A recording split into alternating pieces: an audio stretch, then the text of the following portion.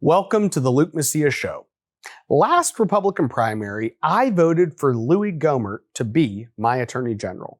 He was not elected. He didn't make the runoff.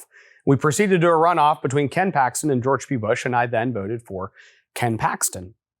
The reason I mention that is that so many conservatives are uniting against the impeachment of Ken Paxton, which is set to start in about a week. And I think we have to ask ourselves, why are so many Texans from various backgrounds who supported different candidates all coming together to oppose the impeachment of our Attorney General against a Democrat-led effort between a coalition of liberal Republicans and the Democrat Party? We're going to break that down for you today, and we're also going to talk about the Texas Heist, which has been an incredibly successful documentary that the Texas Scorecard released. So I look forward to talking to you about this and many other things. Let's get to the show.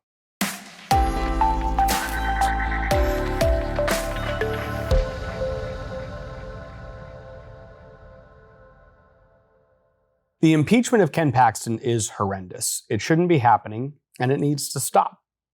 The Texas Senate is in a fantastic position to end the madness that was begun by a uniparty system in the Texas House of Representatives, whereby liberal Republicans, sellout Republicans who are not in any way aligned with the values and convictions and policy desires of voters, are willing to work with the Democrat caucus in a shared power dynamic. And this shared power dynamic has been highlighted very accurately by the Texas Heist, which is a documentary that was released by Texas Scorecard a couple weeks ago. And I have been absolutely overwhelmed by the positive feedback that has been received from that documentary. It has opened the eyes of tons of Texans. I know so many Texans who were not even that engaged in the political process, who watched this documentary and then reached out to friends, precinct chairs, people that go to True Texas Project meetings, elected officials, my show, and said, I had no idea things were this bad. What can I do to change it? And in the coming weeks, one of the episodes I want to do is basically one dedicated to the battle plan following the Texas Heist. Because the Texas Heist does a phenomenal job basically showing you all of the problems we have. And there are definitely some solutions given in the show, but that's a long conversation to have in and of itself. And so I hope to dedicate a show to that in just a little bit.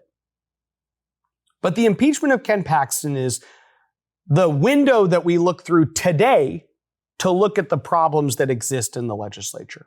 Now, the reason I started the show by telling each and every one of you something that I don't really talk about publicly, but I have told many people, is that I voted for Louie Gohmert in the contested primary. There was George P. Bush, Eva Guzman, Ken Paxton, and Louie Gohmert.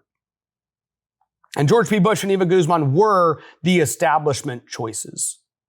The moderates got behind them. Texans for Lawsuit Reform got all in on Eva Guzman. They were incredibly disappointed by probably one of the smartest political moves I've seen, which is the Ken Paxton campaign's move against Eva Guzman in the final week of the election, which pushed her from second to third place and put them into a runoff matchup against George P. Bush.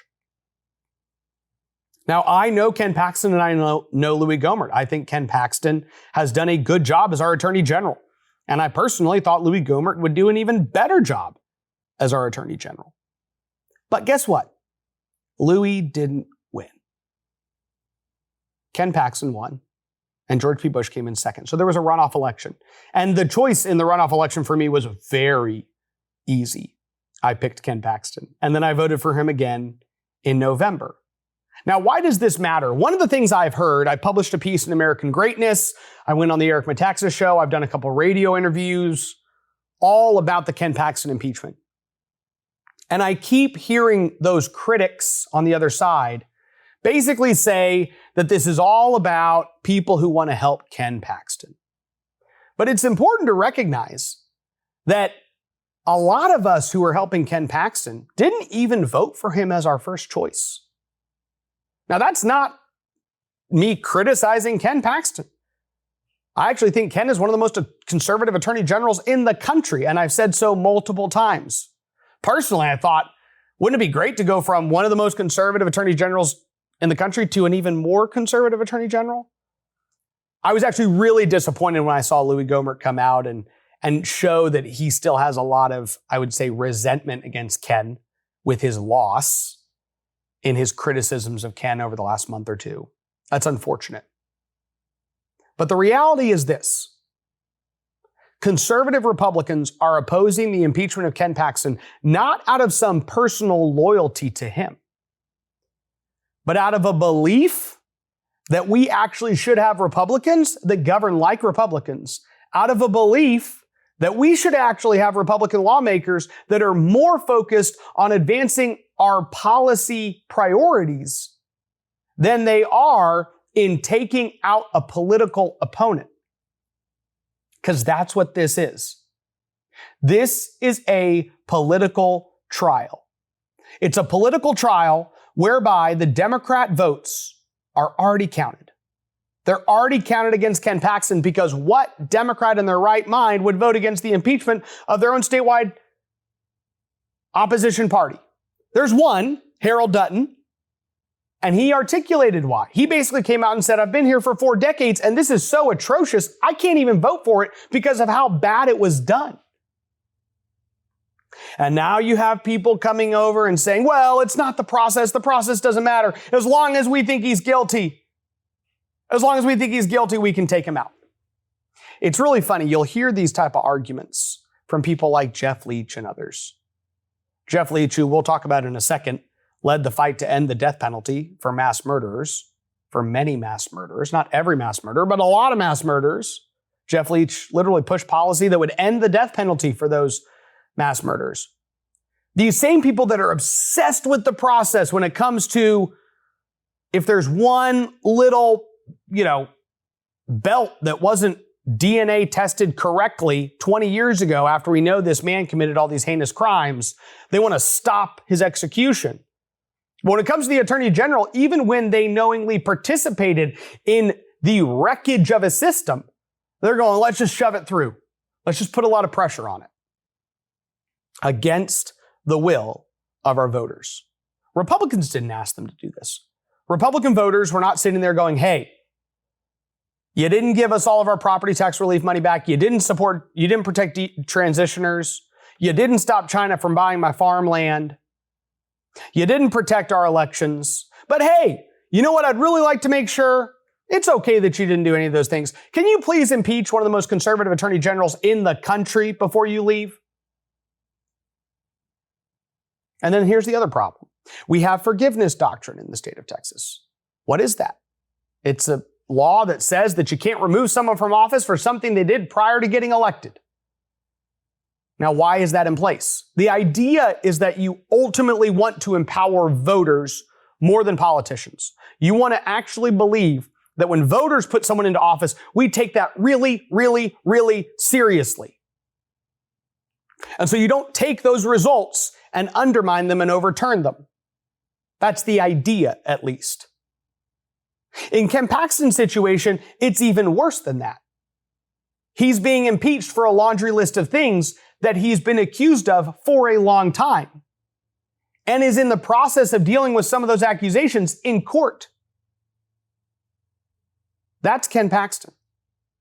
So the voters did not unknowingly vote for a man who committed 19 of these various different offenses, and then they're just now finding out about it, which is also why Republicans are so mad. See, the politicians say, hey, we got all these things. Some of them, he's literally been in court over for a long time. Here's the political elite's problem with Ken Paxton. He's still Attorney General, and they can't stand it. And they hate that the voters keep sending him back. I vote for who I want in every single position. I look at the position, I look at all the candidates that are there, and I say, I'm going to vote for this person. But I don't despise the people that select someone else. Even when they choose people that I really don't like. I have knocked too many doors and gone to too many events and spoken at too many debates to despise these people. They're incredible patriots who are trying to fight to save our state and nation. I get incredibly frustrated at times with the fact that we have a system that has massive funders who are all at the government trough, benefiting from all your tax dollars are going into all their coffers, and they're turning around and spitting a bunch of it back out to the elected elites, who then have gobs of money to run for re-election and tell voters whatever they want to hear.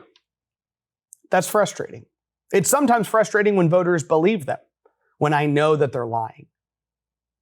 But I don't despise the voters, and you never should. Because these people, if you go knock a neighborhood of Republican voters, you'll realize they're just like you and me. They deeply care about the future of our state and nation. So the forgiveness doctrine is in place because we take their votes very seriously. And in this case, we take the decision they made very seriously, because not only did all these accusations, alleged behavior by Ken Paxton happen before he was just reelected, but he was accused of doing them publicly before he was elected. And some people have told me, well, I don't think a lot of people knew as many details, Luke. Okay. Well, now you're blaming the fact that Texans for Lawsuit Reform and Eva Guzman and George P. Bush, who spent over $10 million, didn't take enough time to tell voters about this. Well, maybe because they tested it and they realized that those attacks were not as effective as other things they wanted to spend their money on. The legacy media outlets have written about this constantly, consistently. Dallas Morning News, Texas Tribune, all these groups constantly writing about Ken Paxton for years. He got reelected. They despise the voters that sent him here. They despise the voters that sent them here to actually pass things. They can't stand it. They have to go back every 2 years and then make up a bunch of stuff to try to keep their power. The deal that was cut to take Ken Paxton out of office is a horrible deal for conservatives and a slam dunk victory for Democrats. That's why Republicans are frustrated. And that frustration has been further amplified by just the reaction I've seen to the Texas heist. So if you haven't watched the documentary yet, I'm going to encourage you to do so. You can go to YouTube, the Texas Heist, go to Texas Scorecard's page, watch it there. If you have our Apple TV or Roku app, you can go on there and watch it. You know, it's funny because my wife doesn't watch like everything that I do or we produce or whatever. And that's okay. She's an amazing, angelic woman and a patriotic Texan. But I was like, well, you probably should watch this documentary. So we sit down and you have to understand, like, we have a 5-week-old baby. So needless to say, like, when you have 45 minutes of quiet, which happens very rarely in our house right now, you don't usually go like, hey, let's watch a documentary on Texas politics. Okay. I don't hold any offense to the fact that that's probably her perspective, but we sat down and I said, just watch the first 5 or 10 minutes so you can kind of see how it came together. And she goes, great. And then she watched the whole thing and it ended and she was like, man, that thing was so well done and it went so quickly and I feel like I learned a lot through it. But that's the reaction I've gotten from a lot of people who have watched it. People who've emailed me, people who have commented all over social media. Very encouraging. So if you haven't watched the Texas Heist yet, do it on YouTube or Roku or Apple or Twitter. It's on Facebook at Texas Scorecard.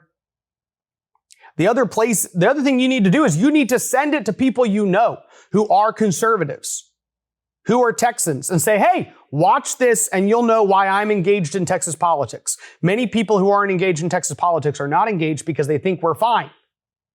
So they care about other stuff. This gives them the window into what's happening so you can turn around and say, this is why I do stuff. This is why I go to Republican clubs. This is why I donate to these Texas candidates. This is why I'm engaged with these various conservative organizations that are advancing these policy issues. That's what you need to think about. Last but not least, I want to talk about something that I'll probably talk about again on this show at some point. But I wrote a commentary at Texas Scorecard that if you haven't read, you should go read. I'm going to overview a little bit of it for you here today. It is 18 Texas Republicans who voted to end the death penalty for mass murderers. And in this, I talk about the fact that the Texas House of Representatives has been working to undermine the death penalty for quite some time. And the thing you have to understand about the death penalty is that Republican voters support the death penalty significantly. Over 80% of Republican voters support the death penalty. Over 60% of independents support the death penalty. Heck, almost 30% of Democrats support the death penalty. But not only do we support the death penalty, we really, really support the death penalty for the most heinous crimes that are committed in our midst. And Ron DeSantis is one of the leading voices on this policy issue. He actually pushed legislation through in Florida this last legislative session to expand the death penalty to repeat child offenders. He said, hey, there are other people that currently can't get the death penalty in Florida that need to get it.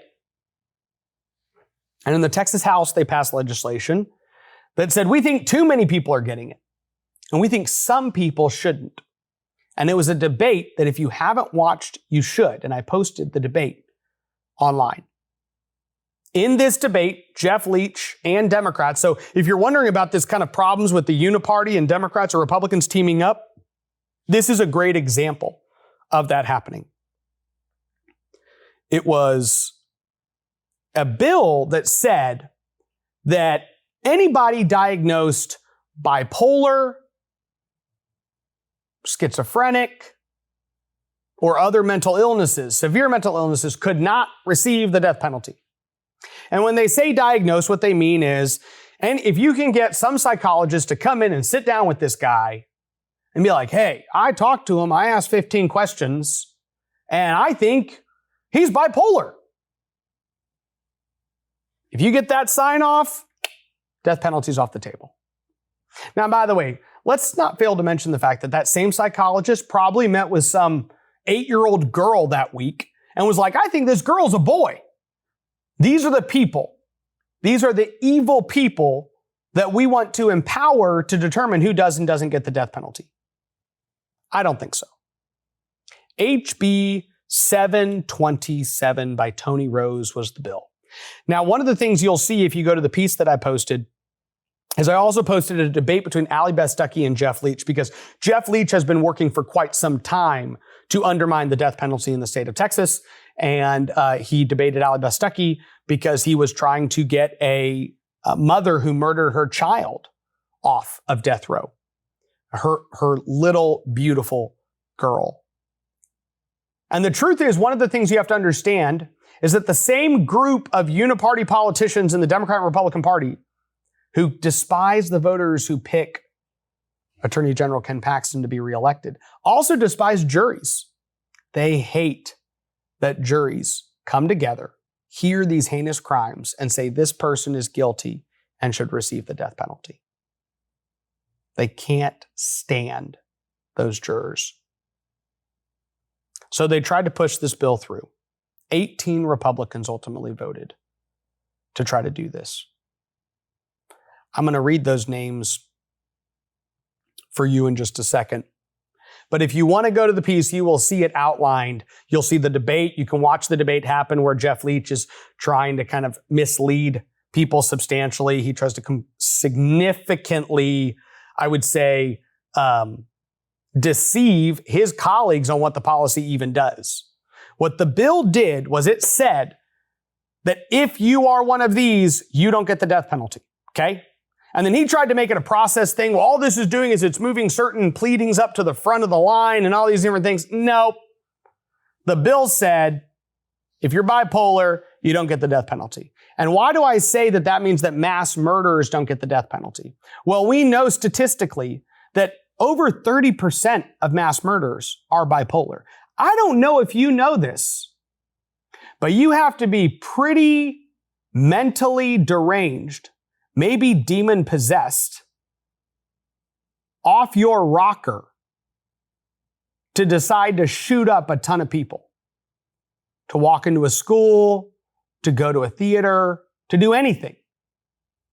It takes massive mental brokenness to do that. And so it doesn't surprise anybody that 30, 40% of mass shooters are diagnosed schizophrenic, bipolar, something. So they knew what they were doing. They knew that a lot of people who have committed a lot of heinous crimes in Texas that jurors have decided warrants the death penalty have massive mental brokenness. It's why they're doing what they're doing. And they said, well, if we just say anybody categorized there can't get the death penalty, we literally stop the death penalty in a ton of instances, including many mass murderers. The 18 Republicans who voted with Jeff Leach when he really worked hard, and you have to understand, some of these people were just getting bullied by leadership. And we talk about this. You'll hear a little bit of this in the Texas Heist. You'll hear a little bit of this other places. I talked about this last week, right, with Carl Tepper, who's sitting here going like, there's no bully tactics. And then he's like, well, actually, sometimes I have to vote for these really bad bills just because I got a bill in a committee that's going to die if I don't. But the 18 Republicans who voted with Democrats to try to undermine the death penalty were Brad Buckley, Dustin Burrows, Angie Chen Button, Drew Darby, Gary Gates, Charlie Guerin, Craig Goldman, Ryan Guillen, Lacey Hull, Todd Hunter, J.C. Jatan, Ken King, Stephanie Click, Jeff Leach, Morgan Meyer, John Rainey, and Ellen Troxclair. Now, the good news is John Rainey from College Station recently announced that he's not running for re-election, so that is a huge win. But most of these other Republicans are coming back. And if they come back again dedicated to teaming up with Democrats to vote for death penalty related policy, that will be very bad for the state of Texas. Luckily, that bill, HB 727, was actually killed in the Texas Senate. Dead as a doornail. As Carl Tepper said, the Senate usually cleans up the House's mess. That happens time and time again. So if you haven't seen that piece, I want to bring it to your attention. I'm trying to write about different policies that I think are really important a year and a half from now. These are the type of policies that we need to make sure don't go anywhere next session. And they shouldn't have even gone halfway down the field last session. And that's why I wrote about them. And I know different people who have reached out and said, I've already emailed this to my state representative and asked him about it and have talked to him about it. So hopefully some of these Republicans are going to wake up to the fact that they shouldn't go along with it, even if Jeff does decide to team up with Joe Moody and other people. Joe Moody, by the way, is the Democrat who just recently said, I'm not running for other offices because I actually have a ton of power in leadership in the Texas House. This is a liberal Democrat from El Paso who has called Republicans all a bunch of racists because we passed sanctuary cities bills, border security measures. That same Democrat is like, hey, I can't leave the Texas House because I'm actually a powerful member of leadership. Can you imagine a Republican in California saying that? Hey, sorry, I can't run for Congress because I'm a state representative. And man, I'm getting so much done because the California Democrat leadership has me in on the leadership meetings and I've been actually pass a lot of Republican policies. Do you think you'd ever hear that? I don't think you would. You hear it in the Texas House. So keep your eyes on bills like this, policies like this.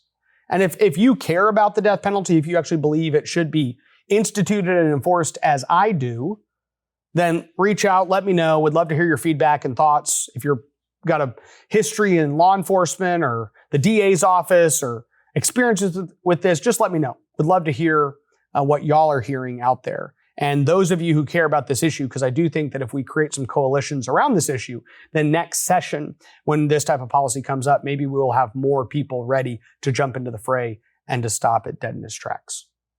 I hope you have a great week. I look forward to coming to you next week. May God bless you, and may God bless the great state of Texas. No ads, no paywalls, no government grants, and no corporate masters. Just real news for real Texans. This is Texas Scorecard.